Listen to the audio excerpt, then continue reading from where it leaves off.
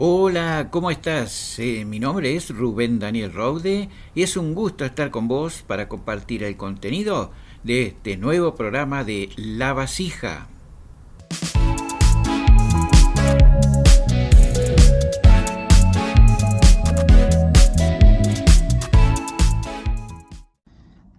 Hoy traigo en La Vasija de Tiempos de Cuento, un sitio de internet, esta anécdota, este cuento que escribió Luis Horacio Martínez, que él tituló El dueño de los carpinchos. Caía la noche en la ranchada del abuelo Julián. La abuela Dominga y doña Flores estaban fileteando un surubí. Esa noche le habíamos pedido milanesas de pescado. El candil colgado del horcón del medio de la cocina chisporroteaba. Su luz irregular dibujaba extrañas figuras. Desde el estero nos llegaba de vez en cuando el bullicio de las gallaretas, señal que algún depredador se acercaba al lugar. Era julio y el invierno en la isla se hacía sentir. El mate recorría la rueda cebado por el abuelo. Celestino, Jacinto y Ruperto, dos peones que habían levantado sus ranchos en las islas del abuelo, don Jacinto, que había llegado de San Javier, buscaban la provista en el almacén y completaba la rueda don Segundo Gómez, viejo amigo del abuelo que cuando venía hacia La Paz hacía noche en la ranchada. Don Segundo le arrimaba brazos al fogón donde había puesto un pacú y dos sábalos fijados esa tarde en el correntoso. Que los gurises coman milanesas, dijo. A mí el pescado me gusta así, asado o frito. La noche fría con el cielo estrellado, una suave brisa del sur nos traía el canto de los grillos. De pronto, un disparo de escopeta quebró el silencio. Desde el estero, el grito de las gallaretas, junto a la alerta del chajá, ponían música de fondo al segundo disparo que llegó un poco apagado. Lo tumbaron al carpincho, dijo el Celestino, mientras le alcanzaba el mate al abuelo. Yo, pleno de inocencia, dije, ojalá le hayan errado. Cuida a los bichos, el nieto, dijo don Segundo, y todos sonrieron. Ese tiro viene de la isleta chica, comentó Jacinto. Y seguro que es el negro Molina. Y ese no tira a errar. Seguro que lo tumbó nomás al Capi.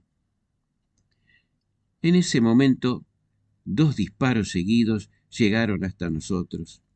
Se miraron los isleros y Celestino expresó: algo le pasa al negro. No puede ser. 4 tiros a un carpincho, comentó. ¿Y si se pegan una vuelta? Dijo el abuelo Julián. Total, es aquí nomás. Digo, si les parece. La isleta chica estaba como a 2000 metros de la ranchada. La idea fue aceptada y montados en pelo salieron Celestino, Jacinto y Ruperto. Bueno, estos bichos están a punto. Vamos a hacerle un dentre, dijo don Segundo, retirando la parrilla y se prendió a un sábalo asado. El abuelo lo acompañó. Yo me acerqué y dije, ¿puedo probarlo? ¿Cómo no, mi hijo? Venga, pruebe. Tenga cuidado con las espinas, dijo, y me prendía el sábalo sin hacer cumplidos. Los esteros y las gallaretas con sus gritos nos iban avisando con su bulla el recorrido de Celestino y los peones. Habrá pasado un poco más de media hora. Estábamos en plena cena cuando los perros del puesto salieron ladrando.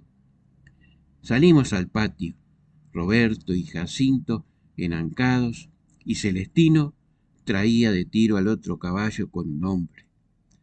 Cuando estuvieron cerca, el abuelo dijo, ¿ese es el negro Molina?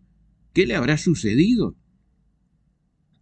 Celestino desmontó sin decir nada, bajó al jinete y lo introdujo en la cocina. Yo me quedé cerca de la abuela. A la luz del candil pude ver que tenía la mirada perdida. Era como si sus ojos miraban sin ver. Camisa oscura, un cinto ancho con unas tachas y la bombacha remangada hasta la rodilla. Celestino trajo un frasco de ginebra y lo obligó a beber. Después lo llevó hasta otra habitación y lo acostó en un catre. Todos se reunieron en la cocina. El Ruperto volvió a preparar el mate. Nosotros, los gurises, nos quedamos con la abuela Dominga y doña Flores en un rincón. Después de un corto silencio, habló el abuelo y preguntó: ¿Qué tiene el negro? ¿Qué le pasó? Celestino arrimó su banco de ceibo al fogón y mirándolos a todos dijo: Mire, Julián, lo único que repetía era: ahí está el carpincho blanco. Pa' mí que lo vio. Cuando lo encontramos, estaba recostado en un ceibo, esperando al lado de un sumidero de carpinchos. Como ustedes saben, el negro no es de creer en esas cosas. Pa' mí que le tiró gran error, acotó. Pasó como una hora cuando el negro asomó a la pieza donde estábamos todos. ¿Qué te pasó?, preguntó el abuelo. Nos diste un buen susto. El hombre se sentó en una banqueta, pidió un mate y comentó lo sucedido. Mire, Julián, andaba tratando de cazar un carpincho. Busqué el subidero y me apronté. Sabía que alguno iba a aparecer. Sentí el ruido. Lo alumbré y lo vi. Me llamó la atención su color. Lo vi blanco. Era de ser el reflejo de la luna, le dije, y le tiré. El carpincho se revolcó y cuando se paró parecía haber aumentado de grandor. Fue cuando le tiré el segundo tiro. Todos escuchaban en silencio su relato. Después, prosiguió, se me apagó la linterna y cuando la prendí de vuelta, el bicho estaba en el mismo lugar y era grande como un ternero. Ahí le tiré 2 tiros más. Pero esta vez no le hicieron nada los balazos, continuó diciendo. Y el bicho me miraba. Después no me acuerdo nada. Ni sé cuánto tiempo estuve tirado hasta que lo vi a Celestino. ¿Sabe, don Julián? Yo me reía cuando escuchaba lo del carpincho blanco, el dueño de los carpinchos, el que los protege de los cazadores. Y me reía. Ahora no sé. No es que crea del todo, pero algo extraño y misterioso ocurrió hoy. Cayó su relato el gringo y yo, abrazado a la pollera de la abuela, pude ver que sus manos temblaban y sus ojos miraban lejos. Quedaron todos en silencio. Yo escuchaba los ruidos de la noche, sonidos tan habituales, pero sentía en el ambiente algo raro. Los ojos del abuelo se encontraron con los míos. Supe que percibía mi miedo. Se acercó, pasó la mano sobre mi cabeza. Cosas del pago islero, Horacio, me dijo. Solo cosas del pago islero.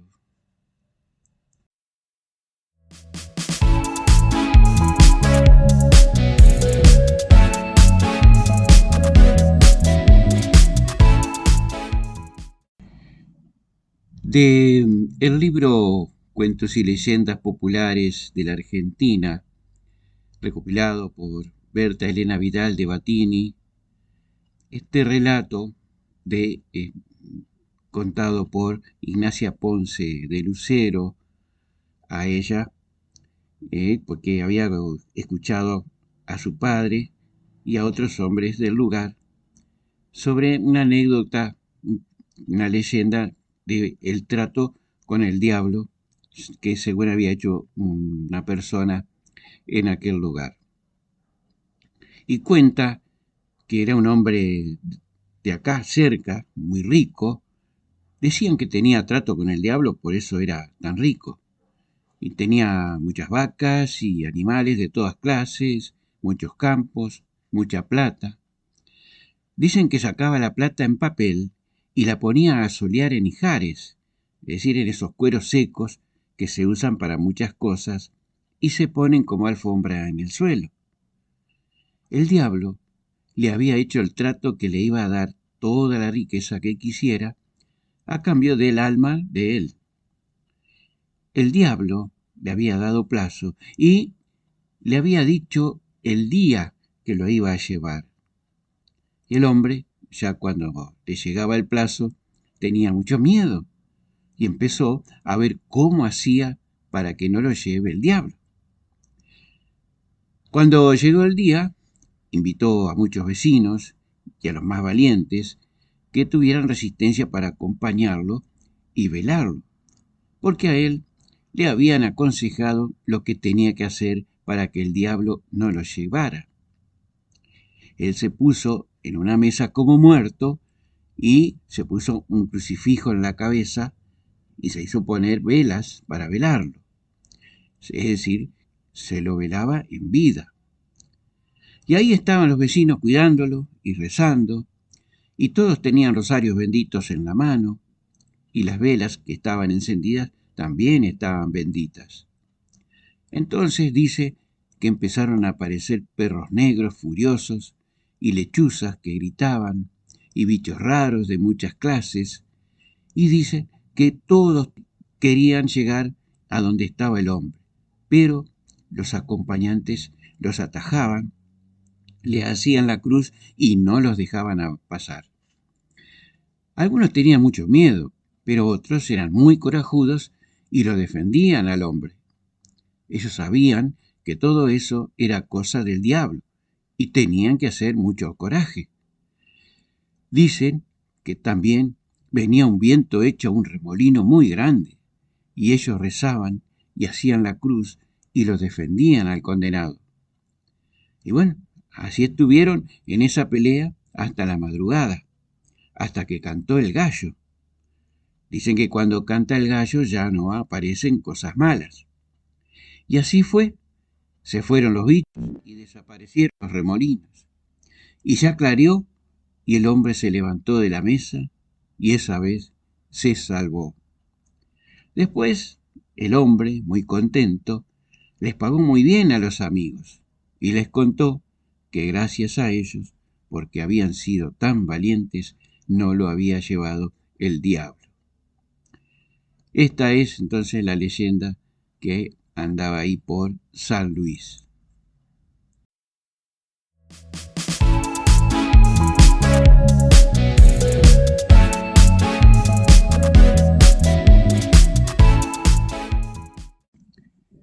Y del mismo libro, Cuentos y leyendas populares de la Argentina, de Berta Elena Vidal de Batini, que esta otra historia, también de San Luis, contada por Valentín Vega, un señor de 70 y pico de años, un campesino, y le hablaba sobre esta leyenda de la madre del agua en la laguna del Bebedero.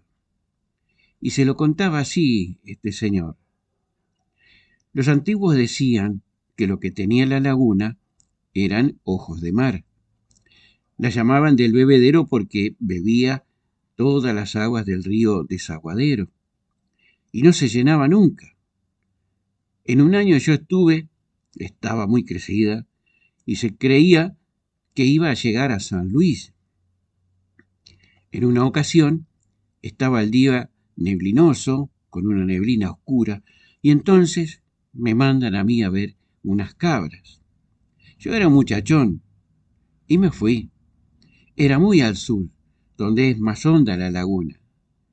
La laguna va dividida por abajo por el fondo, porque dicen que está comunicada con el mar.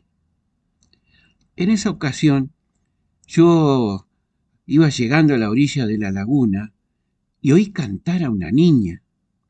Se oía que era voz de niña. Tan hermoso el canto que no había nunca escuchado cantar como ella. En San Luis Oí dos niñas juntas que cantaban parecido, pero ¿qué? En un campo les ganaban aquel canto de niña de la laguna. Vengo a la casa y le cuento a mi patrón que era don Miranda, y él me dijo: no, si es la madre del agua, esa que canta así. Yo la he visto, es rubia y muy linda.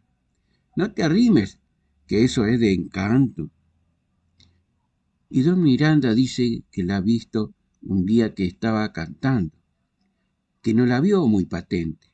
Decía que la alcanzó a ver en una neblina y que era una niña rubia, lindísima, que estaba peinándose con un pelo muy rubio y largo, y ahí que cantaba. Cuando yo iba de vuelta con las cabras, prestaba atención, y un día la oí, y otros no la oía, pero ya de lejos nomás. No me arrimé más a la orilla de miedo que tenía el encanto de la madre del agua. Una vez fueron unos extranjeros a medir la laguna, con una bola de plomo y una piola muy larga.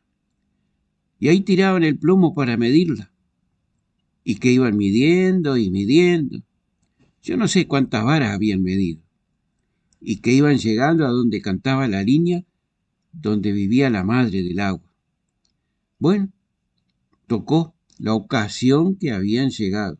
Cuando llegaron, ya comenzó a llamarlos y a llamarlos. Y tuvieron que cortar la piola ahí nomás, y se mandaron a mudar apuradísimos, que no saben cómo salieron, y que si no apuran, los manda abajo, al fondo, a donde ella vive, y de ahí no salen más porque en una ciudad encantada, donde vive la madre del agua, todos sabíamos de esos encantos de la laguna del Bebedero. Así contaba esta anécdota este hombre de ahí de San Luis.